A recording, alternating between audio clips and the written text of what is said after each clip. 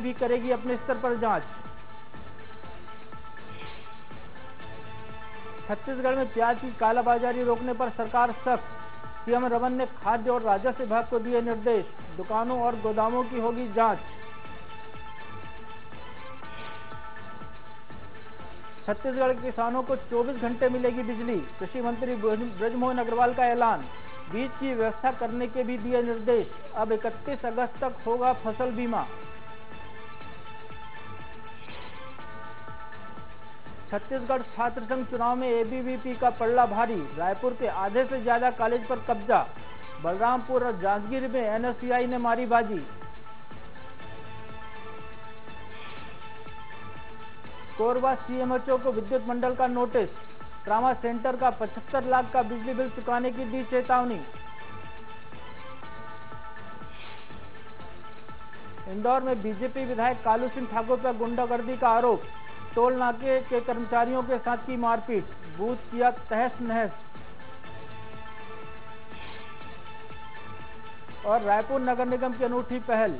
युवाओं को सेना के प्रति जागरूक करने के लिए चौराहों पर लड़ाकू विमान, तोप और सेना का साजो सामान लगाया।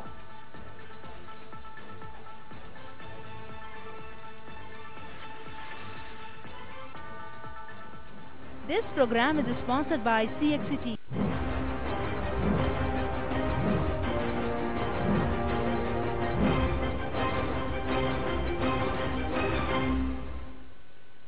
महंगी हुई सब्जियां, पेट्रोल कस रहा फप्तियां, शायद यही तो अच्छे दिनों की शुरुआत है। देश में बढ़ती महंगाई और महंगाई पर काबू पाने में लगातार फ्लॉप हो रही सरकार को देखकर तो यही कहा जा सकता है, क्योंकि महंगाई का मुद्दा हमेशा से भारत में तख्ता पलट का मादा रखता आया है।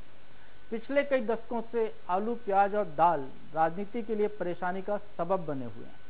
महंगाई ने कई सरकारों को उखाड़ फेंका तो कईयों को वापस आने का मौका भी दिया।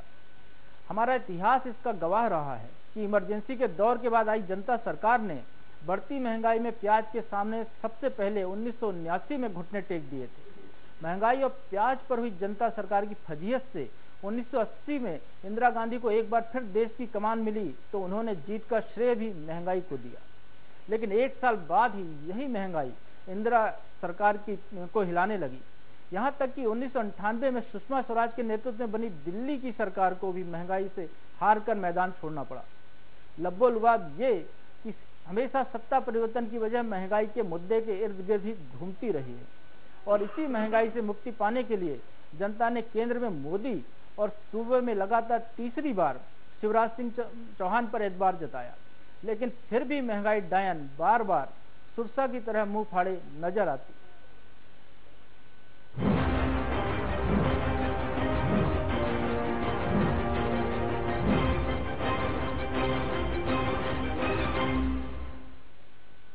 क्या पक्ष और विपक्ष, प्याज, दाल और महंगाई से कोई रिश्ता हो सकता है? सुनने में यह सवाल अजीब लग सकता है, लेकिन राजनीति में इस सवाल को आसानी से दरकिनार नहीं किया जा सकता, क्योंकि पिछले लोकसभा और विधानसभा चुनाव के पहले का समय लोगों को भूला नहीं होगा, जब दिल्ली, भोपाल और देश के कई दूसरे हिस्सों में बीजेपी ने आंदोलन कर कांग्रेस और केंद्र की यूपीए सरकार को पानी पी पी कर कोसा और केंद्र से बेदखल करने के साथ ही प्रदेश में भी तकरीबन क्वीन स्वीप ही कर दिया। लेकिन हालात एक बार फिर बदल गए और अब बढ़ती महंगाई को लेकर कांग्रेस की सेना सड़कों पर उतर गई है और दाल, प्याज से लेकर तेल तक के बढ़ते दाम के लिए निशाने पर है बीजेपी की सरकार। ऐसे में सरकार अब पेट्रोल डीजल के टैक्स पर लगाने वाले सरचार्ज को प्रति लीटर बढ़ाने की तैयारी कर रही है, जिसका सीधा असर भी आम आदमी की जेब पर ही पड़ना तय है। अरे हाल हमारा हुआ दुखदाई, महंगाई से छूटी रुलाई। हाय महंगाई, हाय महंगाई, हाय महंगाई। मत घबराओ, मत पछताओ, खुश हो जाओ, क्योंकि हम मोदी जी को लाने वाले हैं, अच्छे दिन आने वाले हैं, अच्छे दिन के इन्हीं दावों वादों ने बीजेपी के दिन फेरे। जनता को महंगाई से मुक्ति दिलाने के इस जुमले ने कमाल कर दिया और बीजेपी को प्रचंड बहुमत से सत्ता में वापसी का मौका दिया। अब आपको एक साल बाद यानी मौजूदा तस्वीर भी दिखाते हैं।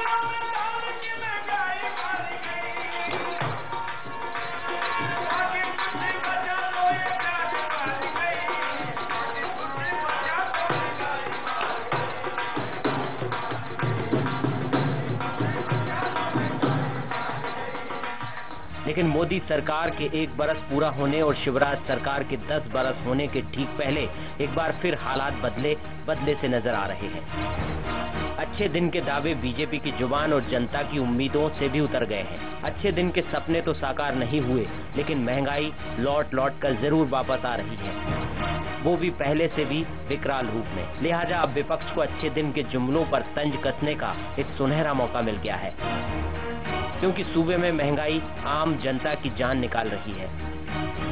80 रुपए किलो बिक रही प्याज रुला रही है, आम आदमी की आंखों से आंसू निकाल रही है।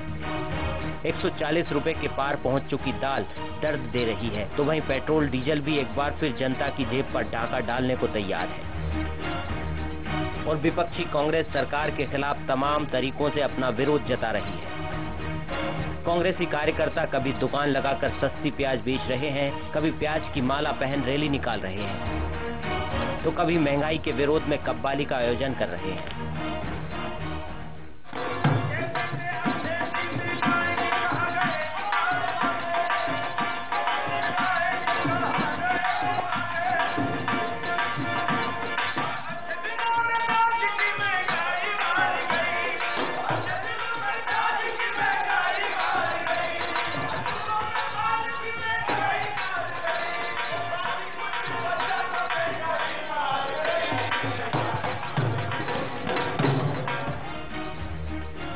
दाल, प्याज और सब्जी के आसमान छूते दामों ने पहले ही लोगों का दम निकाल रखा था।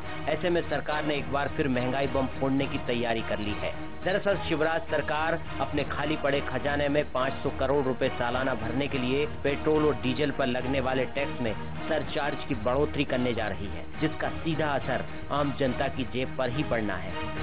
वैसे भी मध्य प्रदेश में देश के दूसरे राज्यों की अपेक्षा सरकार सबसे ज्यादा वैट टैक्स वसूल रही है, और सब कुछ ठीक रहा तो 1 सितंबर से इस प्रस्ताव पर अमल भी शुरू कर देगी। तो दूसरी तरफ कांग्रेस ने इस प्रस्ताव को जन विरोधी बताया है। कांग्रेस का कहना है कि अंतर्राष्ट्रीय बाजार में पेट्रोल डीजल की कीमतों में की गई कमी का लाभ जनता को मिलना चाहिए, लेकिन सरकार अपनी तिजोरी भरने के लिए उल्टा जनता की जेब पर डाका डालने जा रही है। तो बहुत है, परंतु फिर हमें अपने सरकार के विकास के कार्यों को चलाने के लिए, सब कार्यों के लिए पैसा भी चाहिए, इसलिए हमारी मजबूरी है, इसलिए हमने ये टैक्स लगाए हैं। और अभी सरचार्ज के बारे में बातचीत चल रही है, कुछ दिनों में इसका निर्णय हो जाएगा। देखिए, मध्य प्रदेश सरकार पहले से ही वैट टैक्स इतना ले रही है कि पूरे हिंदुस्तान में सबसे ज़्यादा वैट टैक्स कहीं पर है पेट्रोल और डीजल के ऊपर, तो मध्य प्रदेश में है। और इसके बाद में सरचार्ज लगा रही है 1 रुपया पर लीटर के हिसाब से पेट्रोल और डीजल के ऊपर। मेरे ख्याल से मध्य प्रदेश सरकार को ये लगता है कि जनता की जेब में जितना डाका डाल सकते हो डाल लो, करना प्रस्ताव के, और इसी तरीके से ये पैसा कमाकर फिर फिजूल खर्ची करते हैं। मध्य प्रदेश सरकार का ये धंधा चल रहा है। एक तरफ महंगाई की मारी जनता का जीना तक दुभर हो गया है, दूसरी तरफ बीजेपी सांसद साक्षी महाराज को कहीं महंगाई नजर नहीं आ रही।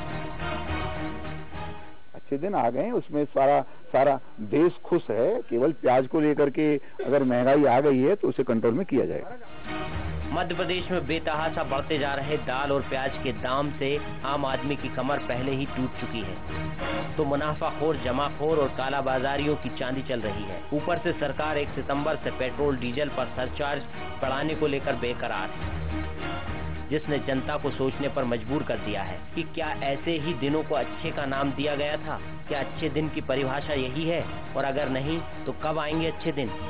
क्योंकि एक आम इंसान के लिए महंगाई की मार से मुक्ति मिलना ही अच्छे दिन का सबसे सही मतलब है, और मौजूदा हालात तो यही बताते हैं कि दूर दूर तक महंगाई से निजात मिलना मुमकिन नहीं लग रहा है। भोपाल से एक्सप्रेस रिपोर्टर सुधीर दंडोतिया के साथ अनिल सिंह कुशवाहा। जब महंगाई की मार से जनता की निकलने लगे जान, प्याज लाए आंखों में आंसू, दाल दे दर्द, तेल भी लगे सताने, और जब अच्छे दिन के दावे हकीकत के पैमाने पर हो जाएं फेल, तो सवाल उठते हैं। रोजमर्रा की चीजों की बढ़ रही कीमतों पर कब लगेगी लगाम?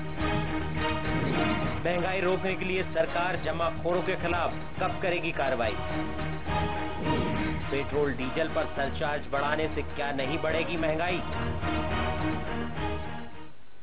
इस मुद्दे पर बात करने के लिए हमारे साथ मौजूद हैं हमारे खास मेहमान। हमारे साथ हैं बीजेपी के प्रदेश प्रवक्ता शैलेंद्र शर्मा। शैलेंद्र जी, आपका स्वागत है।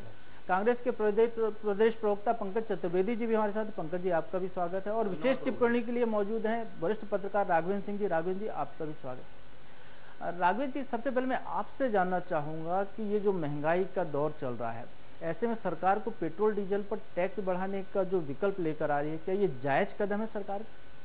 ये ठीक वैसे ही जैसे करेला और नीम चढ़ा। मेरा मानना है कि लोग वैसे ही परेशान हैं, महंगाई से ऊपर से आप और ये टैक्स लाद रहे हैं। लेकिन इसके पहले मैं दूसरी बात कहना चाहूँगा कि ये पूरा मामला राज्य का कम है, केंद्र का ज़्यादा है। अब चूंकि राज्य और केंद्र में दोनों की एक ही पार्टी की सरकारें हैं और इसमें टोटल फेलियर जो है वो केंद्र सरकार का है। होता है सिस्टम ये है कि जब सरकार हुकूमत में आती, शासन में आती पार्टियाँ, तो ये एक सिस्टम होता है कि विभाग तय करते हैं कि कितना उत्पादन है देश में किसी भी चीज़ का, गेहूं का, दाल का, बाकी चीज़ों का, और मांग कितनी है। तो सरकार ये पता करने में असफल रही है कि हमारे यहाँ दाल का उत्पादन कितना है और उसकी मांग कितनी है। दरअसल यही मुख्य वजह है इस महंगाई के बढ़ने की। होता ये आया कि जब चीज़ की कमी होती है तो बाहर से आयात किया जाता है, लेकिन हम अनुमान लगाने में असफल रहे, आयात करने में समय पर असफल रहे। अब अगर आयात भी होता है तो उसके आते आते ही कम से कम 1 महीना लग जाता है, क्योंकि चीज़ें बंदरगाह पर आती है, फिर वो जहाज से उतरेंगी, फिर देश में बटेंगी, तब तक काफ़ी टाइम हो चुका होता है। इस बीच में व्यापारियों को जनता की जेब काटने का मौका मिलता है और कुल मिलाकर जनता ही कटती है और जनता ही पिसती है, मेरा ऐसा मानना है। पंकज जी, मैं आपसे जानना चाहूँगा, कांग्रेस की जब यूपीए की सरकार थी तब भी महंगाई थी, आज भी महंगाई है। आप भी बीजेपी जैसा विरोध करती थी उसी कदम पर आप जा रहे हैं, वैसे ही ढोल नगाड़े बजा रहे हैं, वैसे ही गाने गा रहे हैं, वैसे ही सस्ती प्याज देने जा रहे हैं। जनता को कोई लाभ पूरी तरह मिल जाए प्रतीकात्मक विरोध की जगह, तो कुछ ऐसे कदम आप लोगों की पार्टी क्यों नहीं उठाती? देखिए प्रभु जी, जिस विषय पर आज हम बात कर रहे हैं उसमें मूलतः संतुलन और नियंत्रण के सारे सूत्र सरकार के पास हैं, और कांग्रेस पार्टी का विरोध प्रतीकात्मक नहीं है। कांग्रेस पार्टी का विरोध यथार्थ में है कि जो पार्टी 1.5 साल, पौने 2 साल पहले अच्छे दिन की बात कर करके सत्ता में आई, और आज उसी पार्टी के केंद्रीय मंत्री कल भोपाल में ये बयान देते हैं कि हमने अच्छे दिन की बात नहीं करी, वो मीडिया का जुमला था। तो ये भारतीय जनता पार्टी है प्रभु जी, या भारतीय झूठ पार्टी है? मैं माफी चाहता हूँ, कड़वी टिप्पणी कर रहा हूँ, पर यदि स्थिति ऐसी बने तो आप क्या अनुमान लगाएंगे? और सबसे बड़ा सवाल जो राघवेंद्र जी ने जिस तरह इशारा किया कि ये निश्चित तौर पर भारत सरकार का एक बड़ा फेल्यूर है, क्योंकि कई सारी चीजों पर उनका नियंत्रण होता है, और डिमांड और सप्लाई का जब डिफरेंस क्रिएट होगा तो इन्फ्लेशन क्रिएट होती है। बहुत सिंपल इकोनॉमिक्स है जो साधारण आदमी जानता है। यदि हम मध्य प्रदेश के संदर्भ में बात करें तो मुझे अभी आपकी टीवी स्क्रीन पर मैंने जयंत मलैया जी को देखा और मुझे बेहद दुख हुआ कि हमको एक मजबूत वित्त मंत्री चाहिए था और हमको एक मजबूर वित्त मंत्री मिला। वो कह रहे हैं हमारी बड़ी मजबूरी है। अरे मजबूरी तो भैया घर जाइए, कोई आपके पास पीले चावल लेकर आया था क्या वित्त मंत्रालय संभाले? मलैया जी बहुत वरिष्ठ राजनेता है, 7 बार से लगातार चुनाव जीत रहे हैं, तमाम उतार चढ़ाव देखे हैं। पर यदि उनके जैसा वरिष्ठ राजनेता जो एक बड़े कुशल व्यापारी भी हैं, क्योंकि वो व्यापारिक घराने से हैं, वो व्यक्ति यदि आज मजबूरी की बात करे तो ये इसमें अपने आप में शिवराज सरकार की और उनके मंत्रियों की कार्यशैली, कार्यक्षमता पर प्रश्न चिन्ह लगाता है। और प्रभु जी, इस सबके बीच एक बहुत गौर करने वाली बात यह है कि ईश्वर की कृपा से पेट्रोल और डीजल के दाम कम हैं। यदि कहीं वो दाम बढ़े हुए होते तो आप अनुमान लगाइए कि महंगाई जो है वो आसमान को छू के अंतरिक्ष निकल जाती। लेकिन उसके बाद भी ये मोदी और शिवराज सरकार दोनों की विफलता है कि पेट्रोल डीजल, क्योंकि सबसे बड़ा परिवहन का साधन है और लोग ये मानते हैं कि परिवहन महंगा तो सब कुछ महंगा, पर संयोग से परिवहन सस्ता है। उसके बाद भी यदि मोदी सरकार नियंत्रण नहीं कर पाई तो उसकी विफलता। और कारण यह है प्रभु जी कि आपका ध्यान नहीं है, आपका उद्देश्य तो कभी था ही नहीं कि आप महंगाई कम करो, आपके लिए जुमला था ताकि आपको सत्ता मिल जाए। आपका मुख्य उद्देश्य है कि आप 21 देशों का भ्रमण कैसे कर पाए। विदेश नीति की बात करें, पर अर्थनीति प्रभु जी जो देश के लिए महत्वपूर्ण, आप देखिए शेयर बाजार कैसे धुल रहा है। 58 रुपए पर मोदी जी कहते थे कि डॉलर कोमा में चला, रुपया कोमा में चला गया। शैलेंद्र जी से जान लेते हैं प्रभु जी आज क्या है, रुपया 67 रुपए पर पहुंच गया। आज क्या स्थिति रुपये की? और दुखद यह है कि मोदी जी का जो मौन है प्रभु जी टूटने का नाम नहीं ले रहा, अभी भी मौन बैठे हुए हैं। चलिए शैलेंद्र जी, मोदी जी का मौन पर सवाल उठा, ये मौन कब टूटेगा? महंगाई को लेकर तो खासकर टूटना चाहिए, और दूसरा मजबूरी क्या है आपकी सरकार की, चाहे केंद्र हो या राज्य सरकार, जो महंगाई कंट्रोल करने में बिल्कुल असफल साबित हो रही है? प्रभु जी, यहाँ मैं चर्चा प्रारंभ करते हुए सबसे पहले अपने मित्र भाई पंकज जी को एक चीज़ के लिए धन्यवाद देना चाहूँगा कि उन्होंने ऑन स्क्रीन इस बात को तो स्वीकार किया कि परिवहन और पेट्रोल डीजल जो है वो ठीक है, काम उसके दाम कम है, वो उससे महंगाई पर असर नहीं हुआ। इसका श्रेय मोदी जी को जाता है? नहीं, मैं श्रेय की बात नहीं कर रहा हूँ, पंकज जी को श्रेय दे रहा हूँ। पंकज जी को धन्यवाद दिया मैंने पंकज जी को मैंने धन्यवाद दिया इस चीज़ के लिए, कारण कुछ भी हो, लेकिन एक बात ये बात सिद्ध करती है। हम जब महंगाई पर चर्चा करने बैठे हैं प्रभु जी, यहाँ पर आज हम जब अर्थव्यवस्था के किसी एक आयाम पर चर्चा करने बैठे हैं, तो हमको एज अ होल इसको देखना चाहिए। हम अगर 400 कमोडिटीज जो मिलकर के रेट ऑफ इन्फ्लेशन और कंज्यूमर प्राइस इंडेक्स को तय करती हैं, उनमें से 2 कमोडिटीज के रेट को लेकर के हम बात करेंगे, तो शायद हम किसी यथार्थ पर चर्चा नहीं कर रहे हैं। हमको एक बात ध्यान रखनी चाहिए, मैं बहुत ज़्यादा बड़ी बात नहीं करूंगा, जो बात अच्छा आपने कुछ देर पहले कही थी कि कोई लौटा दे मेरे बीते हुए दिन, जहां से आपने शुरू किया था, भगवान ना करे कि भारत में वो 2013-2012 का वो बीते हुए दिन वापस आए जब रेट ऑफ इन्फ्लेशन 11.5 नवंबर 2013 में था। आप अगर रिकॉर्ड देखेंगे तो आपको इस यथार्थ को पता चलेगा। और जुलाई 2015 वो महीना रहा है जब रेट ऑफ इन्फ्लेशन 3.3 है। ये बात कोई मैं अपनी मर्जी से नहीं कह रहा हूं, अपनी बात से नहीं कह रहा हूं।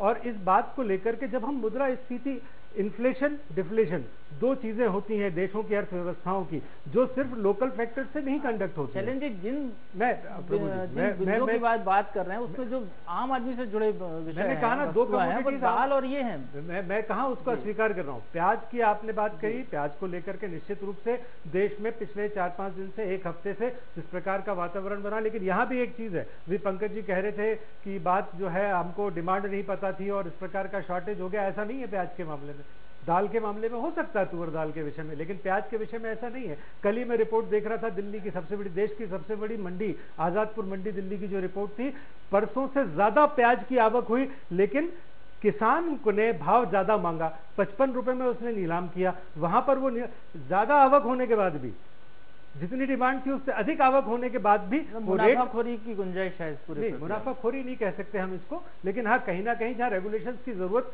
1 हफ्ते का समय हुआ है, जहाँ रेगुलेशंस की जरूरत होगी निश्चित रूप से सरकार वो कदम उठा रही है। लेकिन एक सवाल मेरा इससे जुड़ा हुआ आपसे, मैं एक बात को बहुत स्पेसिफिक कह दूं, 2012 से 2015 तक का भारत का एवरेज मुद्रास्फीति की दर 8.3 रही है, और पिछले महीने जुलाई 2015 3.3, इस 3 वर्षों की सबसे कम रही है।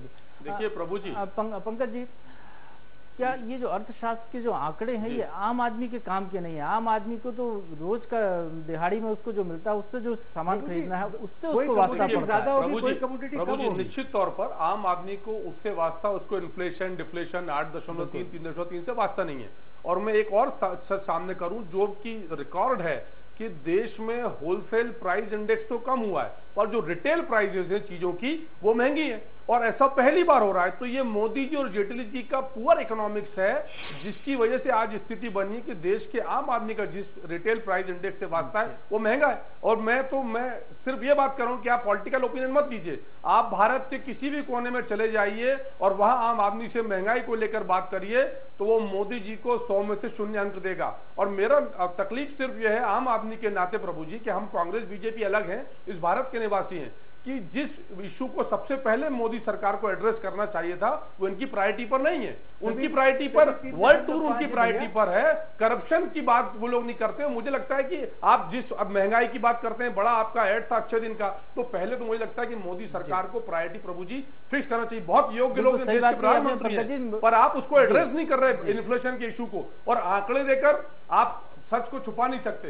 यथार्थ में आज प्रभु जी आप भोपाल चले जाइए, राजस्थान चले जाइए, बिहार चले जाइए, जहां आप जाएंगे वहां महंगाई का जो दंश है, आम आदमी का खून चूस रहा है आज। और स्थिति दोहरी प्रभु जी, एक और शेयर मार्केट में एक दिन में 7 लाख करोड़ रुपए स्वाह हो जाते हैं, तो पैसे का संकट और महंगाई, तो दोहरी मार से निपटने में मोदी सरकार असफल रही है, ये स्वीकार करना पड़ेगा। शैलेंद्र जी, मैं जो आपसे सवाल करना चाह रहा था, मेरा सवाल यह है कि अभी हमने बताया कि छत्तीसगढ़ के मुख्यमंत्री ने महंगाई पर काबू पाने के लिए निर्देश जारी किए खाद्य विभाग और राजस्व विभाग को।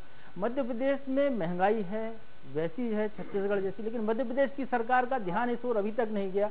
आज कैबिनेट की बैठक थी, उसमें भी इस बारे में कोई चर्चा नहीं हुई, किसी अधिकारी की तरफ से कोई निर्देश जारी नहीं हुए, ना मुख्यमंत्री की तरफ से निर्देश जारी हुए। तो आपकी सरकार कैसे निपटेगी शैलेंद्र जी महंगाई से? आप मुझसे पूछ रहे हैं कि पंकज भैया से पूछ, मैं शैलेंद्र जी आपसे जानना चाह रहा हूँ।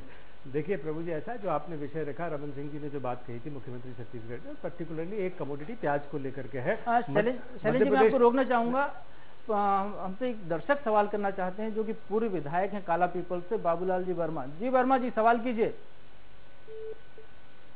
लगता है संपर्क कट गया। जी शैलेंद्र जी। मध्य प्रदेश में भी सरकार ने ऑलरेडी इसको लेकर के कदम उठाए हुए हैं। सार्वजनिक रूप से घोषणा करने की ऐसी कोई आवश्यकता नहीं है कि कालाबाजारी को रोकने के लिए सभी जिला कलेक्टर्स को, सभी लोगों को कि प्याज की किसी प्रकार से ये ना हो। कंट्रोल ऑर्डर जारी होता है शैलेंद्र जी ऐसे मौकों पर? जी मैं सुन नहीं पाया, क्या कहा? चलिए एक दर्शक हैं, हम चर्चा जारी रखेंगे इस विषय पे। एक दर्शक हमारे साथ जुड़े हैं भोपाल से, भगवान दास जी, वो कुछ सवाल करना चाहते हैं। जी भगवान दास जी स्वागत है आपका, सवाल कीजिए। हाँ सर जी, आम आदमी, गरीब आदमी को आंकड़ों से कोई लेना देना नहीं है, और आज महंगाई दिन पर दिन बढ़ रही है, उनकी थाली से दाल गायब हो रही है, प्याज गायब हो रही है। क्या यही है मोदी जी के अच्छे दिन की परिभाषा? जी चलिए हम इसका जवाब दिलाते हैं। दमोह से प्रदीप राय भी हमारे साथ। जी प्रदीप जी सवाल कीजिए। सर हमारे देश में विभागों की स्थापना इस उद्देश्य से की जाती है कि जनता को सहूलियत दे, राहत दे, जमाखोरी रोके और महंगाई कहाँ से कम हो सकती है पर सुझाव दे, दिमाग लगाए। लेकिन हमारी सरकारों का रवैया जेब कतरने जैसा क्यों है? क्योंकि ये लोग चार्ज लगाते हैं, सरचार्ज, प्रत्यक्ष कर, अप्रत्यक्ष कर, वेट टैक्स, जमाने प्रकार के टैक्स लगाते हैं और अपनी कोई जिम्मेदारी नहीं देखते हैं। जी राघवेंद्र जी, दोनों सवालों का जवाब आपसे जानना चाहूंगा कि अच्छे दिन आ गए हैं, और दूसरा सरकारों का ये जो रवैया है आम आदमी के प्रति टैक्स को मार। देखिए दरअसल अच्छे दिन की बात तो अब गलत साबित हो चुकी है। उसकी वजह है कि पेट्रोल के दाम दुनिया भर में कम हुए, लेकिन अपने उस रेशो में कम हुए। हम देख रहे हैं कि प्याज और दाल के दाम बढ़ रहे हैं, बाकी चीज़ों का संकट बढ़ रहा है। कुल मिलाकर इस समय बीजेपी सत्ता के मद में है, सत्ता के अहंकार में है, और उसका भाग्य अच्छा है कि इस समय कांग्रेस बहुत कमजोर स्थिति में है। कांग्रेस के जो हमारे साथी, जो हमारे मित्र जब टीवी डिबेट में या बाकी जगह बात करते हैं तो जो उनका उत्साह वो देखते बनता है, लेकिन ये सारा उत्साह सड़क पर नजर नहीं आता। इस वजह से बीजेपी, मुझे लगता है कि इस लोकतंत्र में अभी तक जो उसका कार्यकलाप है, जो उसकी बॉडी लैंग्वेज है, जो उनका वो थोड़ा सा निरंकुश है। बीजेपी की जो निरंकुशता है वो ही इस जनता के सबसे बड़े दर्द की वजह है।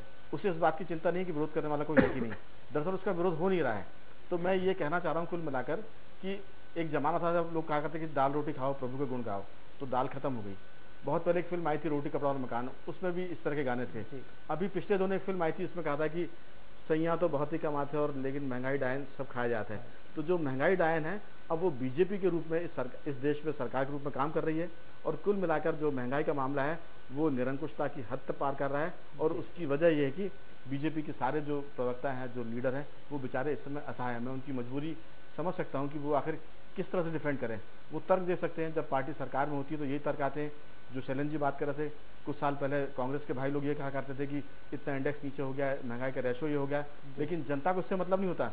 जनता जो ग्राउंड रियलिटी है वो ये है कि उसकी जो महंगाई है, जो उसकी जो चीजें उसको मिल रही है वो महंगी मिल रही है। आप कागज पे कुछ भी बताएं, उससे मतलब नहीं है। आप कागज पे कह सकते हैं कि हम जीरो पर आ गए हैं। कुल मिलाकर सरकार इसको कंट्रोल करने में असफल साबित हुई। चैलेंज मेरा उसी से जुड़ा सवाल है। आंकड़ेबाजी जो है वो कुल मिलाकर जनता के गले उतनी उतर रही है, और इस बात को खुद भाजपा के लोग भी आपसी बातचीत में स्वीकार करते हैं कि महंगाई का मामला गंभीरता की जो रेखा उसके ऊपर निकल रहा है। शैलेंद्र जी सवाल ये है कि कंट्रोल ऑर्डर क्यों जारी नहीं कर रही है सरकार? क्यों नहीं मंडियों पर निगरानी कर रही है कि वहां आए? क्यों जमाखोरी रोकने के प्रयास नहीं हो रहे? महाराष्ट्र में गोदामों पर छापे पड़ रहे हैं, प्याज के गोदामों पर प्याज बाहर निकाली जा रही। जो आप उदाहरण दे रहे हैं दिल्ली का, वैसे ही प्याज वहां पहुंची गोदामों से निकल के। मध्य प्रदेश में ऐसा कोई प्रयास क्यों नहीं हो रहा? क्यों आपकी सरकार शेल्टर दे रही है ऐसे व्यापारियों को? कैसे कह सकते हैं मध्य प्रदेश में प्रयास नहीं हो रहा? मध्य प्रदेश में जमाखोरी की कहीं से अभी कोई मेजर ऐसी शिकायतें प्राप्त नहीं हुई। मध्य प्रदेश में जमाखोरी प्याज को लेकर के, अगर किसी जमाखोरी की बात, जब पिछली बार भी एक बार ऐसी घटना हो चुकी है जब प्याज के दाम लगभग बारिश के आसपास हर बार प्याज के दामों में वृद्धि होती है, कई बार अप्रत्याशित होती है, कई बार थोड़ी सी ऐसी होती है कि आपकी नज़र में नहीं आती, लेकिन अपन मौसम के हिसाब से हर बार सब्जियों के इन प्रकार की कमोडिटीज़ के भाव में होता है। कई बार लगातार लंबे समय तक जब ये चलता है तब तकलीफ देने लगता है, तब इस प्रकार के जो आपने कहा ऑर्डर्स निकलते हैं और जमाखोरी को लेकर के एक बात आती है। लेकिन जमाखोरी की ऐसे मध्य प्रदेश में अभी कोई घटनाएं ऐसी ध्यान में नहीं आती हैं कि जहां पर प्याज की जमाखोरी हो रही हो और जिस कारण से भाव प्याज के बढ़ रहे हैं। प्याज के भावों को लेकर के मुझे लगता है कि बहुत जल्दी ही ये इसके नियंत्रण में आएगा, एक सामान्य उस पर वापस भाव आएंगे। लेकिन जहां तक देखिए, मैं राघवेंद्र जी की एक बात से असहमत हूं। उन्होंने कहा कि कांग्रेस जब थी तो वो भी ऐसा कहती थी, आंकड़े बताती थी। राघवेंद्र जी, कांग्रेस आंकड़े क्या बताती थी? राघवेंद्र जी ने एक आरोप आप पर और लगाया था शैलेंद्र जी, उन्होंने कहा था बीजेपी सरकार नहीं महंगाई सरकार है। मैं बहुत विनम्रता से मेरा कहना सिर्फ ये कि जो पार्टी सरकार में होती है, जो शैलेंद्र जी आज बोल रहे हैं वही बात, वही भाषा नहीं, वो बोल ही नहीं सकते थे। बड़ी विनम्रता से मैं आपको राघवेंद्र जी याद दिलाना चाहता हूँ, 11.3 पर कोई नहीं कह सकता कि आंकड़े ठीक हैं, और 3.5 पर मैं कह सकता हूँ। मैं जो बात कह रहा हूँ, मैं किसी आंकड़े की बात नहीं कर रहा हूँ। और आंकड़ा देखिए, मुद्रास्फीति का आंकड़ा। शैलेंद्र जी, रोकना चाहूंगा, एक दर्शक है हमारे साथ जबलपुर से। जी अशोक जी, अपना सवाल कीजिए। चलिए, संपर्क कट गया लगता है अशोक जी से। छतरपुर से वीरेंद्र हमारे साथ। जी धीरज जी, सवाल कीजिए। से पूछिए कि पहले गरीबों के लिए कहावत चला करती थी कि दाल रोटी खा लेंगे और प्याज रोटी खा लेंगे, लेकिन आज की तारीख में ये भाजपा के लिए जुमले होके भी क्यों रह चुके हैं? जब अरहर की दाल का मूल्य जब 200 रुपए किलो है, तो ये क्या खिलाना चाहते हो? जहाँ तक जमाखोरी की बात है तो इनसे ये पूछिएगा कि 20 दिन पहले तक यही दाल 105 रुपए किलो थी, वो आप 200 रुपए किलो हो चुकी है। तो होर्डिंग नहीं हो रही है क्या मध्य प्रदेश में कि सीधे व्यापारियों को लाभ पहुंचाने की चेष्टा की जा रही है, जो इनका वोट बैंक करें? चलिए, एक और दर्शक है हमारे साथ छत्तीसगढ़ से, अलाउद्दीन सिद्दीकी। जी अलाउद्दीन जी, सवाल रखिए, क्या सवाल है आपका?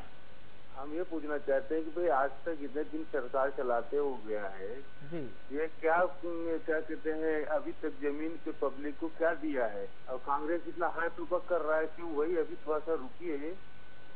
जी हाँ, चलिए, हम जवाब दिलाएंगे आपको। सीहोर से संजीव श्रीवास्तव हमारे साथ है। जी संजीव जी, सवाल कीजिए। अरे ये शर्मा जी से मेरा सवाल है सर। पिछले विगत ना 12 से 15 वर्षों से बिजली घर में आ रहे थे मीटर रीडर के तौर पे, और एकदम हमें अपने कंपनी बना के आउटसोर्सिंग के माध्यम से हमें निकाल गया। 15 सालों से हम जब चलिए, आपकी बात आ गई। हमारा महंगाई पे कोई सवाल हो तो वो सवाल कर सकते हैं आप। तो ये सर, ये इससे पूछे ना सर, ये कांग्रेस बीजेपी के बैठे हुए सर, इनसे था अपना सवाल तो सर। चलिए, उन्हें सुन लिया, आपकी बात आ गई। शैलेंद्र जी, धीरज का सवाल भी आपसे था, अलाउद्दीन जी भी वही सवाल कर रहे थे लगभग। स्वाभाविक है जी। मैं बिल्कुल स्वागत करता हूं अपने श्रोताओं के इन सवालों का। निश्चित रूप से किसी भी प्रकार की कोई भी ऐसी कमोडिटी जिसको लेकर के आम जनता के रोज के जीवन में भोजन का हिस्सा होती, जब उसके भाव बढ़ते तो चिंता होना स्वाभाविक है, सबका उसमें व्यथित होना स्वाभाविक है। ऐसा नहीं है कि कोई भारतीय जनता पार्टी का होने के कारण से या सरकार में बैठे होने के कारण से किसी को व्यथा नहीं होती, सबके घरों में इस चीज़ को लेकर के परेशानी होती है। लेकिन इस बात को कहीं एड्रेस नहीं किया जा रहा, ऐसा नहीं है। सरकार में लेकर के इसको एड्रेस नहीं किया जा रहा, ऐसा नहीं है। मैंने कहा, फिर एक बार विनम्रता से कहना चाहता हूं कि हम महंगाई को एज अ होल जब तक नहीं देखेंगे, जब तक उस पर बात नहीं करेंगे, और सरकार उसको लेकर के कुछ नहीं कर रही है, अगर ये निर्णय हम यहाँ पर बैठकर कर दें और सुना दें कि मध्य प्रदेश में ये सवाल था कि दाल के दाम 200 तक पहुंच गए, आपकी सरकार ने सर्च तो किया ही नहीं कहीं कि कितनी दाल आ रही है। क्या सिर्फ मध्य प्रदेश में भाव बढ़ गए तुअर दाल के? भाव कैसे बढ़ गए? सिर्फ मध्य प्रदेश, देखिए ये बाजार की डायनेमिक्स है, कोई ऐसा तो नहीं है कि कोई एक चीज के कारण से एक दिन में भाव बढ़ जाता है, या मेरी मर्जी होगी, मैं अगर दाल का व्यापारी हूं कल भाव बढ़ा दूं, क्या मेरे हाथ में? ये डायनेमिक्स होते हैं बाजार के। इन डायनेमिक्स को कहीं ना कहीं समझना पड़ेगा। उसमें कहीं अगर कोई गड़बड़ इस प्रकार की होती कि बहुत बड़े पैमाने पर कहीं जमाखोरी हो रही है या होल्डिंग हो रही है, तो वो सरकार के ध्यान में आता है, सरकार उसको काउंटर करने का प्रयास कहना चाह रहे हैं आप? बिल्कुल सहमत नहीं है पंकज जी? देखिए प्रभु जी, ये बाजार की डायनामिक्स नहीं है, ये सरकार स्टैटिक है, यानी स्थिर सरकार है, और इसका ध्यान इन बिंदुओं पर नहीं है। और ऐसी बात नहीं है कि ये जो महंगाई की बात है ये सरकार के रडार पे नहीं थी, इनके रडार पर थी, पर उसको प्रॉपर्ली एड्रेस नहीं किया। हम मध्य प्रदेश के संदर्भ में बात करें तो पिछले 25 दिन में या 1 महीने में मध्य प्रदेश की सरकार ने प्याज और दालों की होल्डिंग, जो धीरज जी ने छतरपुर से बात करी, कौन सा एक ऐसा कदम उठाया जिससे कहीं लगे कि सरकार चाहती है कि क्षेत्र में होल्डिंग जमाखोरी के ऊपर लगाम लगाए? तो मुझे जो अंदेशा है प्रभु जी कि इसमें कहीं ना कहीं सरकार की मिली भगत है और सरकार को चिंता नहीं आम आदमी की। जो बात मैंने पहले कही कि इनके पास मेजोरिटी 165 की है, 3.5 साल बचे हैं, तब की तब देखी जाएगी। लेकिन ये बहुत दुखद डेमोक्रेटिक प्रोसेस है, ये बड़ी खराब लोकतांत्रिक प्रक्रिया है प्रभु जी कि यदि सरकार सत्ता मद में इतनी चूर हो जाए और मेजोरिटी में होने के बाद वो ये सोचे कि जो सरकार कहे वो सही, ये बहुत गलत धारणा है। और मध्य प्रदेश की यदि हम बात करें तो मध्य प्रदेश की आर्थिक स्थिति कोई बहुत अच्छी नहीं है। राज्य के ऊपर 1,00,000 करोड़ से अधिक का कर्ज है, सरकार ने समय समय पर कर्ज लिया, तो उपाय क्या किए प्रभु जी? 1 साल करीब हो गया, सरकार हम महंगाई सब भूल जाए, हम तो सिर्फ ये बता दें कि इस विषय पे आएंगे हम। दर्शक पंकज जी, एक दर्शक जुड़े हुए सिलवानी से, राजेंद्र जी राघवेंद्र अपना सवाल कीजिए। राघवेंद्र जैन। हाँ राघवेंद्र जैन जी अपना सवाल कीजिए। जी मेरा सवाल बिजली तत्परता से है जी। ये जो महंगाई बढ़ रही है जी, सरकार, प्रदेश सरकार, केंद्र सरकार दोनों को पता है ये इसमें इन्हें महंगाई रोकने के लिए सरकार ने क्या कदम उठाया, प्रदेश ने या केंद्र सरकार ने? जी ठीक है, हम जवाब दिलाते हैं। बिलासपुर से लक्ष्मी नारायण हमारे साथ है। जी लक्ष्मी नारायण जी पूछिए, क्या पूछना चाहते हैं? सर जी मेरे दोनों दल के नेताओं से एक ही सवाल है जी। वो सवाल ये है कि देश की 60 साल में इन्होंने महंगाई खत्म कर पाए, न समस्या खत्म कर पाए, परंतु एक नेता 5 साल चुनाव लड़ता है और 5 साल में इनकी पूरी गरीबी दूर हो जाती है। तो वो कौन सा फार्मूला इनका ये देश पर लागू क्यों नहीं कर रहे? या तो ये फार्मूला इनके पास नहीं है तो भ्रष्टाचार होगा, भ्रष्टाचार नहीं कर रहे तो फार्मूला है जो देश पर लागू क्यों नहीं कर रहे? ये 5 साल में कैसे करोड़पति लखपति हो जाते हैं, वो फार्मूला देश पर लागू क्यों नहीं कर रहे? चलिए हम कोशिश करेंगे इसका जवाब तलाशने की। भोपाल से अजय हमारे साथ है। जी अजय जी सवाल रखिए। हाँ प्रभु जी, मेरा सवाल है कि ये मैं जो शर्मा जी बैठे हुए हैं इनसे मैं पूछना चाहता हूँ कि पिछले 15 साल में जो आपकी सरकार रही है, गरीब जनता से वोट लेकर के आपने अपनी सरकार बनाई है, लेकिन इन्होंने अभी तक किसी भी जितने टैक्स बढ़ाए सभी टैक्स बढ़ाते गए है ना। कभी हर स्टेट में देखा जाए उसमें टैक्स कम करती है सरकार, जनता से वोट लेती है टैक्स कम करती है। बिल्कुल वही बात कर रहे हैं हम पेट्रोल के टैक्स बढ़ने की। तो इन्होंने आज तक अपने जो वित्त मंत्री है, मुख्यमंत्री जी, इन्होंने आज तक क्या किया? इनके पास कोई डिग्री तो है नहीं किसी बिजनेस की, है ना, तो कोई महंगाई कैसे कम करेंगे ये? जी हम शैलेंद्र जी से पूछते हैं। शैलेंद्र जी सवाल गंभीर है, इसके एक पहलू पे मैं आपसे और चर्चा करना चाहूंगा। सरकार टैक्स बढ़ाना जा रही है, सरचार्ज लगा रही है आप पेट्रोल पर, सरकार के खर्चों में कटौती के जो नियम हैं या जो प्रबंध किए जाने चाहिए वो नहीं हो रहे। आपने हवाई यात्राओं पर प्रतिबंध लगाया, विदेश यात्राओं पर। विदेश जाते कितने अधिकारी देश के अंदर जो मध्य प्रदेश के अधिकारी हैं वो हवाई यात्रा कर रहे हैं और बिजनेस क्लास से नीचे नहीं चलते। वो आप वल्लभ भवन में कुछ साल पहले, राघवेंद्र जी जानते हैं, कुछ साल पहले जब दिग्विजय सिंह की सरकार थी तो 60 मंत्री हुआ करते थे, 7,000 से ज्यादा कर्मचारी होते थे। और अब जब मंत्रियों की संख्या सीमित है, 23-24 मंत्री हैं, कर्मचारियों की संख्या 4,000 से कम हो गई है, तो आप लगभग 600 करोड़ रुपए की नई बिल्डिंग बना रहे हैं। ये अनावश्यक खर्चे जो अधिकारियों की गाड़ियों पर होते हैं, हर बार अधिकारी नई गाड़ी लेकर चला आता है, जो भी नया मॉडल आता है गाड़ी का, अधिकारी के पास वो गाड़ी आ जाती है सरकारी खर्चे की। तो ये अनावश्यक खर्चों को रोका जाए, आम जनता पर टैक्स क्यों बढ़ाया जाए कि सरकार की माली हालत खराब है उसको लेकर? प्रभु जी मैं फिर यहाँ कहना चाहूँगा, आप हम दो अलग अलग चीजों को एक साथ जोड़ करके दर्शक का सवाल टैक्स को लेकर, मैं उनके सवाल के साथ आपने जो प्रश्न उठाया उसको भी एड्रेस करना चाहता हूँ। हम दो अलग अलग चीजों को एक साथ जोड़ करके देखेंगे तो शायद इस प्रकार के कंफ्यूजन हमेशा रहेंगे। प्रशासनिक आवश्यकताओं के अनुरूप अगर किसी जगह पर कोई इंफ्रास्ट्रक्चर या कोई बात नई कड़ी करने की जरूरत है तो मुझे नहीं लगता कि उसको हम इस प्रकार से जोड़ सकते हैं कि प्रशासनिक उसमें बजट के प्रावधान अपने प्रकार से अलग होते हैं। जहां तक टैक्स की जो उन्होंने प्रश्न किया था, मध्य प्रदेश में भारतीय जनता पार्टी की सरकार का जो कार्यकाल पूरा रहा है पिछले 12-13 वर्षों का, इस कार्यकाल में गरीबी रेखा के नीचे निवास करने वालों को, प्रदेश के गरीब लोगों को, बेसहारा लोगों को, मजदूरों को किसी भी प्रकार से जितनी जन कल्याणकारी योजनाएं, जितना पीडीएस के माध्यम से, जितना हमने सस्ता अनाज देने की जो योजना है और जितना इफेक्टिव उसको बनाने का प्रयास किया है, इतना पहले कभी नहीं हुआ। शायद यही कारण है कि लगातार जनता हम पर भरोसा दिखाती है। कहीं ना कहीं इसमें कोई शक नहीं, 7-7.5 करोड़ लोगों की जनसंख्या प्रदेश में है, पूरा 100% तक वो चीज शायद न पहुंच पाए, लेकिन जितना ईमानदारी से, जितना अच्छे से प्रभावी तरीके से वो योजनाएं जन कल्याणकारी हुई हैं,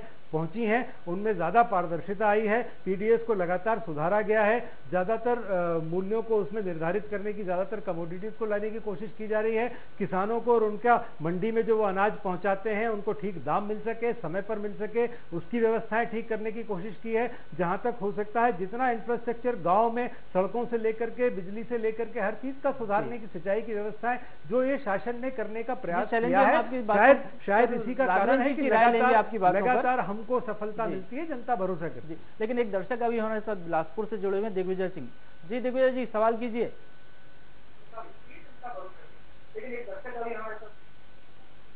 टीवी का वॉल्यूम कम कर दीजिए, आपकी टीवी का, उसके बाद सवाल कीजिए आप अपना।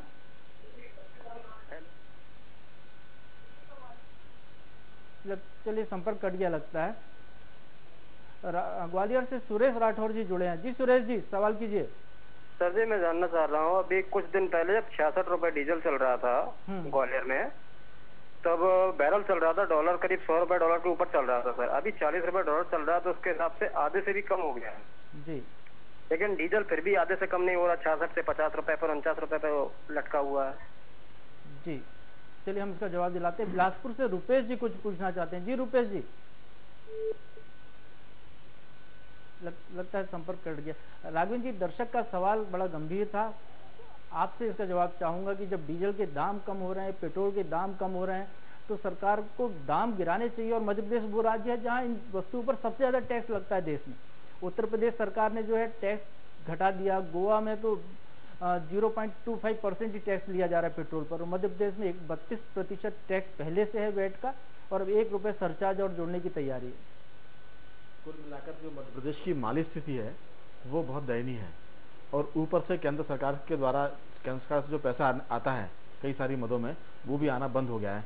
हालांकि इस बात को माने खुले रूप से कहा नहीं जा रहा है, लेकिन सरकार में बैठे लोग ये बात इसकी चर्चा करते हैं कि केंद्र से जो पैसा हमको कांग्रेस की सरकार में मिलता था, राघवेंद्र जी, मैं वही आपसे बात पर क्यों पड़े, वही बता रहा हूँ मैं। क्योंकि विवाद ऐसा है कि ये सरकार, अब पहले तो कांग्रेस के खिलाफ धरना करती थी, प्रदर्शन करती थी, अब दिल्ली में सरकार बीजेपी की है, तो एक मर्यादा है, उस नाते ये तो कुछ कह भी नहीं पा रहे हैं, ना धरना कर पा रहे हैं, तो उसका जो खामियाजा है वो जनता को भुगतना पड़ रहा है, और सरकार उसके दबाव में आकर पैसे इकट्ठे करने के लिए टैक्स लगा रही है। ये तो एक सवाल जवाब हो गया। जो एक और दर्शक ने सवाल किया था कि दोनों से पूछा था, कांग्रेस बीजेपी दोनों से, कि जब पार्टियां सरकार में आती है तो किसी का कुछ लाभ हो ना हो, लेकिन जो आदमी पदाधिकारी बनता है, जो विधायक बनता है, उसकी गरीबी या उसकी जो माली हालत है वो बहुत ठीक हो जाती है। आखिर वो कौन सा फार्मूला है? अगर वो फार्मूला अच्छा है तो वो जनता पर लागू क्यों नहीं होता है? मेरा कहना ये है कि ये सारी चीज़ें बहस की हो सकती हैं, लेकिन जो नैतिक मुद्दा है जिस पर सरकार जिससे भाग नहीं सकती जिम्मेदारी से, वो ये है कि आखिर ये महंगाई बढ़ रही है, उसका जिम्मेदार कौन है? जाहिर है कि देश में महंगाई बढ़ रही है, राज्यों में महंगाई बढ़ रही है, तो कुल मिलाकर राज्य और केंद्रीय सरकार इसकी जिम्मेदार है। अगर ये जिम्मेदार है तो इसके उपाय कौन करेगा? हम ये तो नहीं कह सकते कि पाकिस्तान करेगा उपाय, अमेरिका करेगा या दूसरे देश करेंगे। कुल मिलाकर ये नैतिक रूप से भी और प्रशासनिक रूप से भी सारी जिम्मेदारी केंद्र और राज्य सरकार की जाती है, और इसके लिए पूरा दोष इन राज्यों की सरकारों पर जाता है और उनके प्रबंधन पर जाता है। इस बात से भले ही तर्क से हम बच जाएं, लेकिन नैतिक जिम्मेदारी से बच नहीं सकते, क्योंकि जनता ये मानती है कि इसका पूरा, इस अपराध का पूरा जो भाग है वो केंद्र के खाते में। पंकज जी, राघवेंद्र जी बहस को एक नए मोड़ पर ले आए केंद्र और राज्य के संबंधों में, कि केंद्र से पैसा नहीं मिल रहा, राज्य खर्चा नहीं कर पा रहे, इसलिए महंगाई जो कुछ बढ़ रही है, केंद्र राज्य सरकार जो टैक्स बढ़ाने जा रही है, उसकी एक वजह ये भी है। यूपीए के समय तो पैसा मिलता था शायद ज्यादा।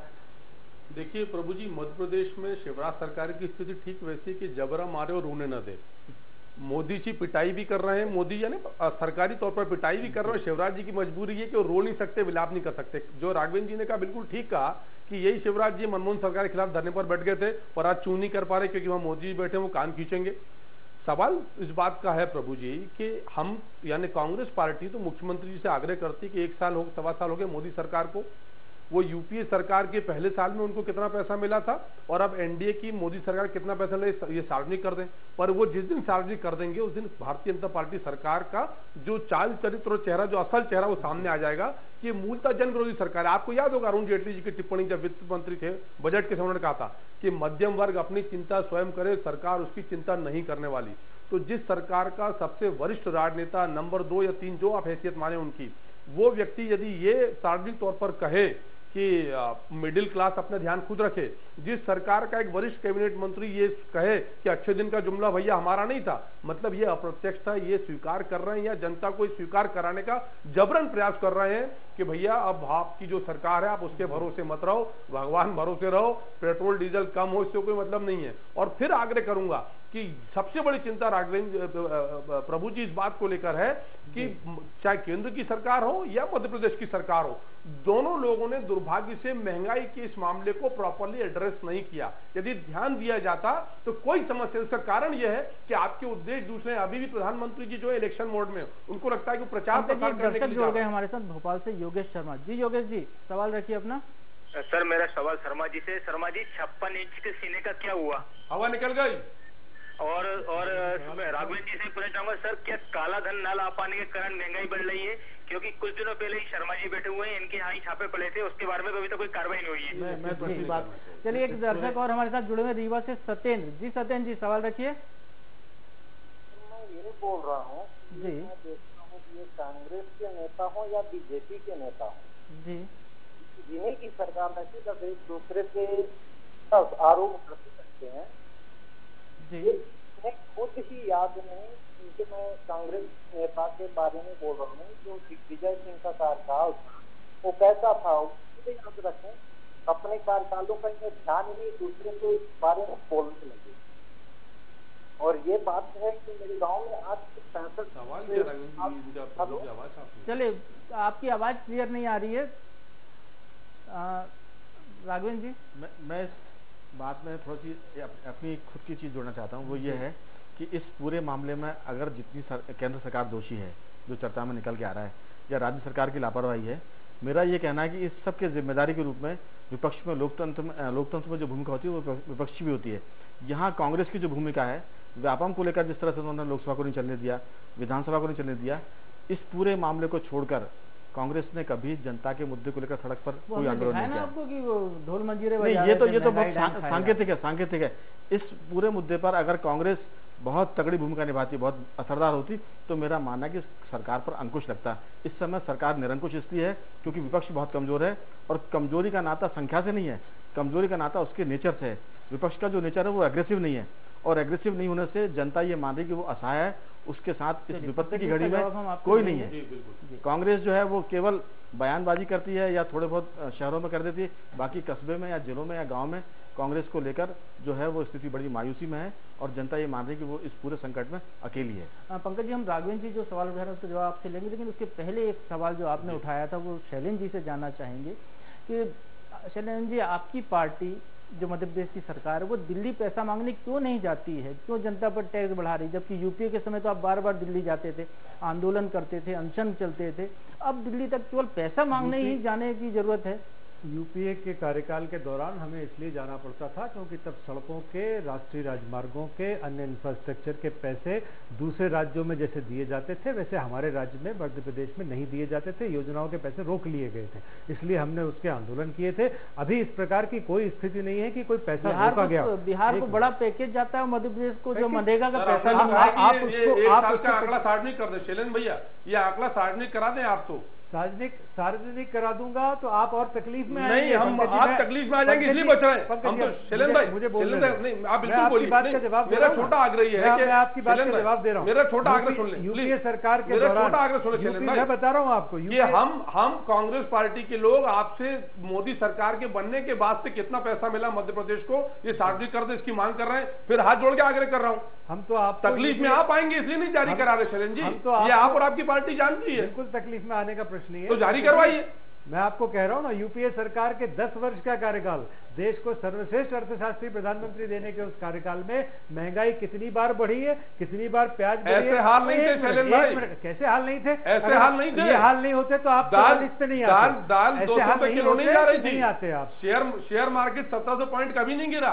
2008 की सुनामी के बाद भी मनमोहन सिंह ने संभाला। आपकी जानकारी दुरुस्त नहीं है पंकज जी, दुरुस्त है मेरी जानकारी, आप स्वीकार न करें अलग बात है। शेयर बाजार कोई महंगाई बढ़ाकर आपकी सरकार अटल जी 5000 पर शेयर मार्केट देकर गए थे, 20 शेयर 22 शेयर मनमोहन सिंह जी की अर्थनीतियां लेकर आई शेयर मार्केट। शेयर बाजार कोई इंटरनल किन्हीं कारणों से नहीं होते, आप भी समझते हैं। और आपको आज हम मैं तो आपको फिगर दे रहा हूँ, फिगर की बात कर रहे हैं। क्या अटल जी के समय 5000 पे शेयर मार्केट था? आंतरिक कारणों से नहीं शेयर बाजार की स्थितियां होती है, आप भी समझते हैं। आज हम उस पर बहस नहीं कर रहे हैं, हम कभी और उस पर बैठेंगे और शेयर बाजार में कौन से कारण। अच्छा शैलेंद्र जी, जो आंतरिक कारण है उन पर बात कर लीजिए। तो आप बोलने दें, आंतरिक कारणों पर बात कर लीजिए। आप बोलने तो दें, मैं आपको वही बात बताना चाहता हूँ। शैलेंद्र जी, महंगाई बढ़ने के कारण पे बात कीजिए। क्या आपकी सरकार यूपीए के रास्ते पे चलते हुए जनता पर महंगाई का भार डालने जा रही है? बिल्कुल नहीं। यूपीए सरकार के दौरान महंगाई जब भी बढ़ती थी, किसी प्रकार से सरकार ने इस प्रकार के कोई मापदंड नहीं किए थे जो इस समय भारतीय जनता पार्टी की सरकार, जो मैंने आपको कहा, प्रदेश में पिछले 12 वर्षों में जिस प्रकार से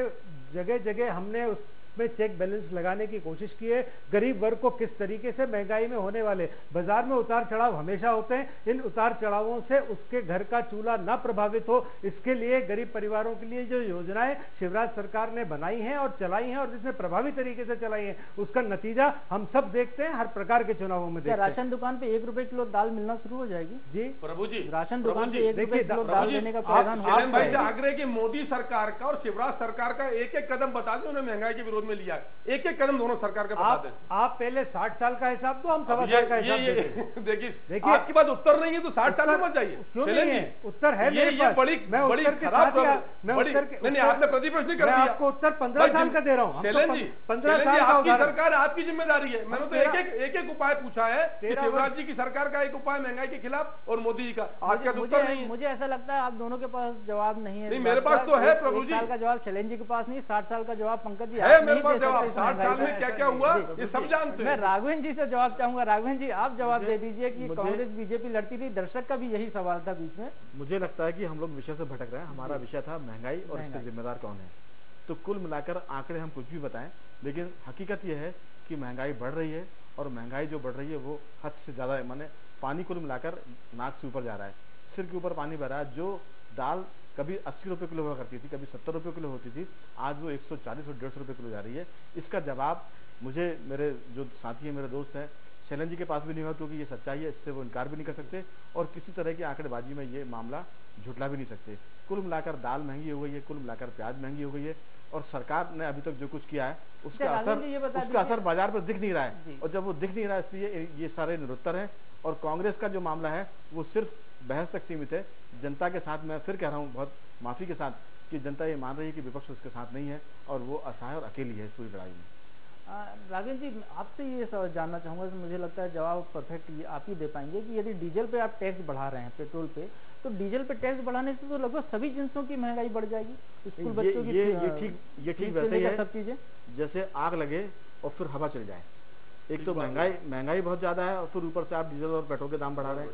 मैं आपको ये बताना चाहता हूँ कि इस राज्य सरकार ने, मुझे पता नहीं कि उनका क्या गणित है, जो फ्यूल भराता है हवाई जहाज में उसके दाम कम कर दिए। हवाई जहाज के में जो पेट्रोल डलता है उसके दाम कम है और जो आम जनता ईंधन इस्तेमाल करती है डीजल पेट्रोल, उसके दाम 1 सितंबर से 1 रुपये प्रति लीटर बढ़ाया जा रहा है। ये किस गणित से है मुझे नहीं पता, लेकिन ये बहुत आत्मघाती है। इससे जनता में अपयश के शिकार होगी सरकार ये, और कुल मिलाकर जो जनता महंगाई से करा रही है उसके ऊपर ये एक और बड़ी मार होगी। शरण जी, अपयश का कदम क्यों उठा रहे हैं आपके वित्त मंत्री? नहीं, मुझे नहीं लगता किसी प्रकार के अपयश का कदम कोई सरकार ने अभी निर्णय किया है। और आप जिस निर्णय की बात कर रहे हैं, सरचार्ज को लेकर के अगर कोई प्रस्ताव है तो उस प्रस्ताव पर चर्चा होगी। और नहीं, हमने आपको दिखाया, मंत्री कह रहे हैं कि इसको लागू करेंगे। मंत्री जी ने कहा चर्चा होगी उस पर। मंत्री जी ने ये नहीं कहा कि लागू करने जा रहे हैं, चर्चा करके उसके बाद मैं इसमें थोड़ी सी जानकारी बढ़ा रहा हूँ। राज्य शासन की तरफ से, मंत्रालय से ऐसा प्रस्ताव बनता ही क्यों है आखिर? ये प्रस्ताव बनकर चला गया है और शासन की मंजूरी भी इस पर एक तरह से हो गई, सहमति हो गई, सिर्फ इसमें औपचारिक आदेश होना पर बाकी है। लेकिन यहाँ मैं एक बात का जरूर आश्वासन आपके चैनल के माध्यम से, आपके माध्यम से दे सकता हूँ कि किसी भी प्रकार के सरचार्ज का राज्य में कमोडिटीज पर जनता को बीच में जो उपयोग रोज के उपयोग की वस्तु है उनकी महंगाई पर किसी प्रकार का असर नहीं आने दिया जाएगा। उसके लिए सरकार समुचित कदम उठाकर ही फिर निर्णय लेगी। वो कदम क्या होगा शैलेंद्र जी? आप सब्सिडी देंगे सब्जी के रेट पर? नहीं, ये समय के अनुसार। देखिए आप प्रभु जी, एक जनरलाइज चीज आप बहुत अच्छे से हम सब सबको समझनी चाहिए, चाहे सब्जी हो चाहे और कोई कमोडिटीज हो, बाजार के भाव रोज कम ज्यादा होते हैं। हम बाजार के भाव की बात नहीं कर रहे शैलेंद्र जी, हम डीजल के भाव की बात कर रहे हैं। पेट्रोल से नहीं होते, तो नहीं उठाए जा रहे, यही तो रोना ऐसा नहीं है। आप इस बात को हम सब समझते हैं, लेकिन चूंकि एक चर्चा में विषय आता है, जब बहुत अतिशयोक्ति होती है, बहुत ज्यादा किसी चीज के अचानक भाव बढ़ जाते हैं, तो चर्चा में आना स्वाभाविक है। मैंने शुरू में भी कहा था कि डीजल के भाव स्वाभाविक है, बढ़ते हैं तो क्या फर्क पड़ता है चीजों का। देखिए प्रभु जी, आज हमारे देश में यदि हम बड़े परिवहन की बात करें, माल परिवहन की बात करें, चाहे वो ट्रेन हो या बाकी सड़क के साधन हो, वो 80% डीजल पर निर्भर है। और यदि डीजल पर मध्य प्रदेश में 1 लीटर प्रति लीटर का 1 रुपये का सरचार्ज यदि बढ़ाया जाएगा, तो निश्चित तौर पर जो राघवेंद्र जी ने कहा वो बिल्कुल ठीक बात है कि आग लगी उस समय हवा चल जाए, वो स्थिति है। पर इस हवा को शिवराज सरकार नियंत्रित कर सकती है, वो सरचार्ज ना लगाकर। लेकिन बहुत दुखद है कि एक मजबूर वित्त मंत्री हमारे सामने कह रहे हैं कि हमारी मजबूरी, खजाना खाली है, संगठन के लोग नहीं स्वीकार करते। और मैं फिर आपसे कह रहा हूं प्रभु जी कि दुखद सिर्फ यह है कि कोई कदम नहीं लिया जा रहा। यदि कोई एक कदम लेता दिख जाए तो मेरे मित्र शैलेंद्र जी बता देते कोई कदम है ही नहीं, और सरकार तय नहीं कर पा रही कि क्या करें। उसका कारण यह है कि उनके एजेंडे पर यह विषय नहीं है। सरकार को, चाहे दिल्ली की सरकार हो या भोपाल की सरकार हो, इनको आम आदमी की चिंता नहीं है, और इसीलिए ये मनमानी सरकार चल रही है कि जिसका चाहे दाम बढ़ा दें, जिसका चाहे सरचार्ज लगा दें। नहीं, लेकिन जो फ्यूल है ना, वो तो हवाई जहाज के उन्होंने मैं सहमत हूँ राघवेंद्र जी आपकी बात से। उन्होंने हवाई जहाज का सस्ता कैसे किया सर कि जो हवाई जहाज पर जो वेट हो 3% है, और पेट्रोल का वेट 32% है, डीजल का 27% है। तो हवाई जहाज में कितने हवाई जहाज भोपाल इंदौर आते हैं, कितने लोग ट्रेवल करते हैं, कंजम्पशन कितना? देखिए आप उसको, सवाल कंजम्पशन का नहीं है, इसका सारा उद्देश्य है कि जो अमीर आदमी है,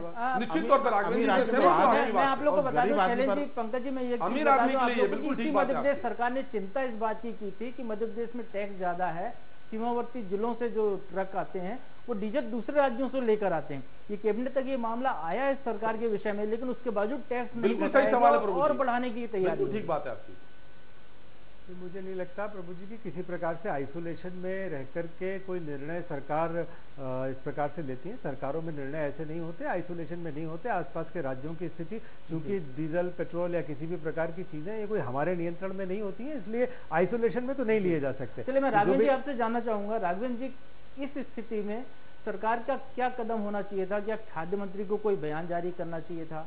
क्या उनको आके देखना चाहिए था, कभी कहीं किसी मंडी में जाकर देखना चाहिए था, या कोई अधिकारी को जाना चाहिए था? मुख्यमंत्री की तरफ से क्या निर्देश होने चाहिए थे यदि ऐसी कहीं स्थिति हो कि जब अखबार भरे पड़े हैं महंगाई की मार को लेकर, प्याज के दाम बढ़े हुए हैं, जनता त्राही कर रही है, कांग्रेस प्रदर्शन कर रही है, जब तब क्या कदम होना चाहिए सरकार की तरफ? देखिए, बहुत साधारण सी बात है, बहुत सिंपल सी चीज़ है। जब इस तरह के संकट आते हैं तो आमतौर से सबसे पहले सरकार ये देखती है कि व्यापारियों के पास इसकी कालाबाजारी या जमाखोरी तो नहीं हो रही है। तो कुल मिलाकर इसके लिए अभियान चलाया जाता है, गोदामों पर छापे मारे जाते हैं, निरीक्षण किया जाता है, चेकिंग होती है।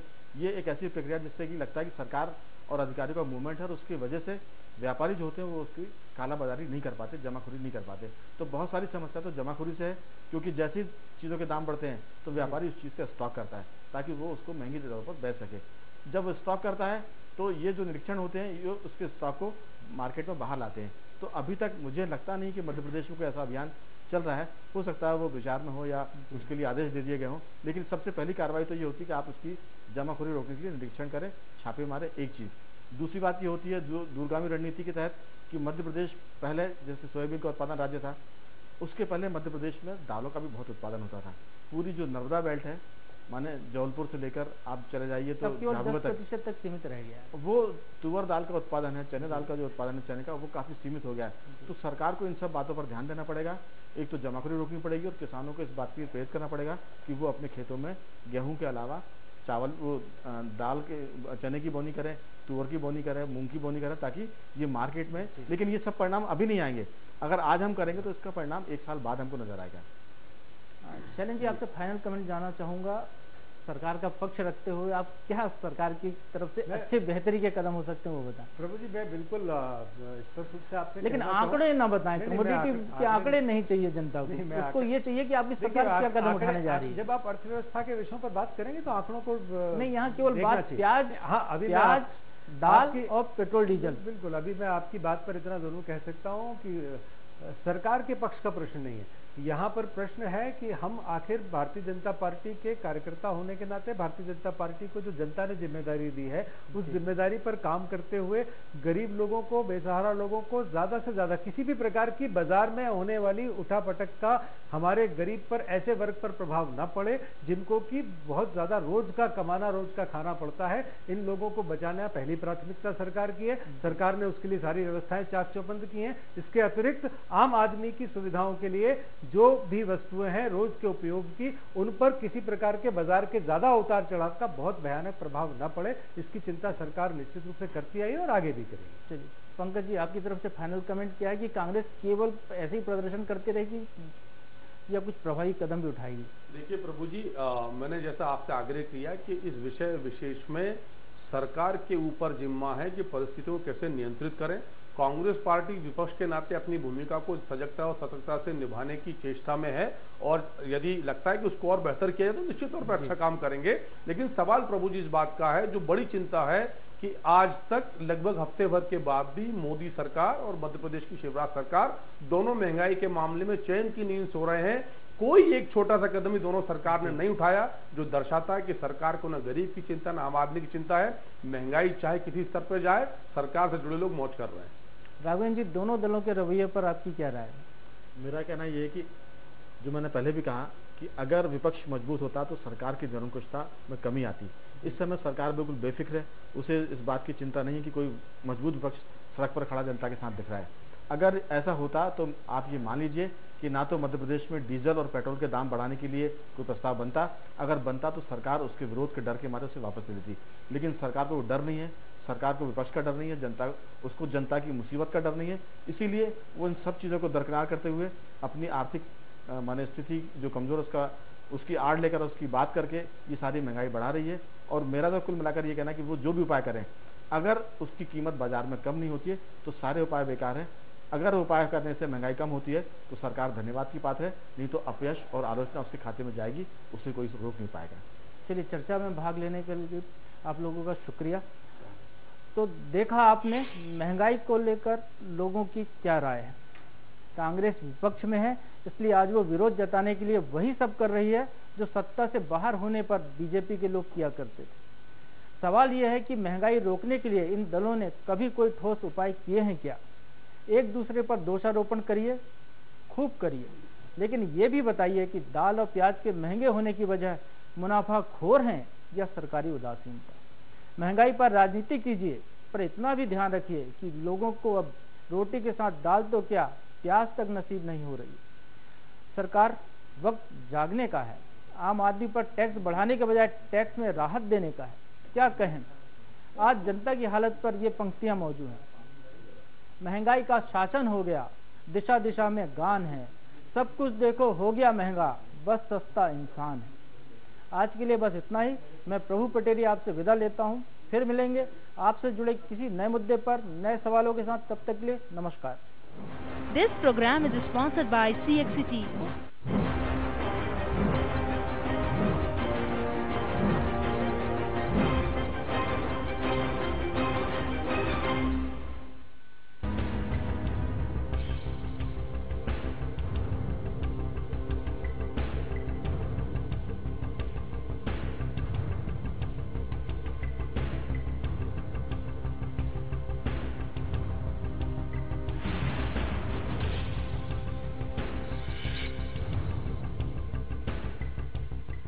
सीएक लाए हैं 5 प्रोजेक्ट्स में शुभ अवसर स्वामित्व के साथ लाभ ही लाभ। सीएक औद्योगिक क्षेत्र, धार्मिक पर्यटन, सीएक agro, energy capital of India, सीएक सैटेलाइट सिटी भोपाल। सिर्फ 2 से 3 लाख के पेमेंट कर, शेष 2 से 5 साल की किश्तों में।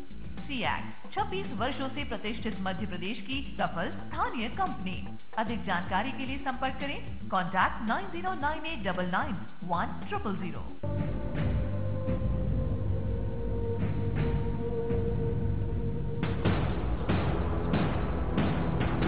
की बड़ी खबर, निशांत झोपड़ी का पता चल गया है। स्वराज एक्सप्रेस की पूरी टीम लगी हुई थी। रायसेन पुलिस की कस्टडी में निशांत झोपड़े आ गया है। वीडियो हमारे पास उपलब्ध था। स्वराज एक्सप्रेस के पास एक्सक्लूसिव वीडियो है। प्रशांत के मिलने की बाद की पहली तस्वीरें स्वराज एक्सप्रेस पर। इतनी देर से जब बात करी मैं खुशी का ठिकाना नहीं रहा। अच्छा लग रहा है।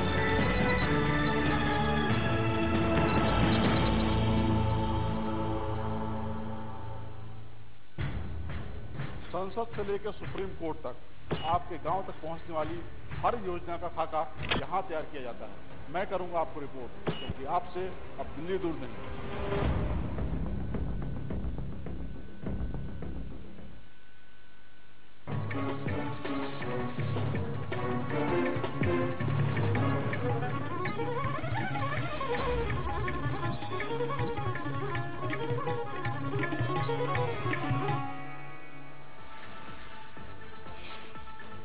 शिवराज सरकार की छात्र छात्राओं को बड़ी सौगात, खुद के घोषणा पत्र पर मान्य होगा मूल निवासी प्रमाण पत्र, नहीं लगाने पड़ेंगे तहसीलदार और एसडीएम ऑफिस के चक्कर। डिजिटल मध्य प्रदेश की तरफ एक कदम और आगे बढ़ी सरकार, पेपरलेस होगा कामकाज, मंत्रियों को दिए जाएंगे लैपटॉप, परिवहन मंत्री भूपेंद्र सिंह का बयान।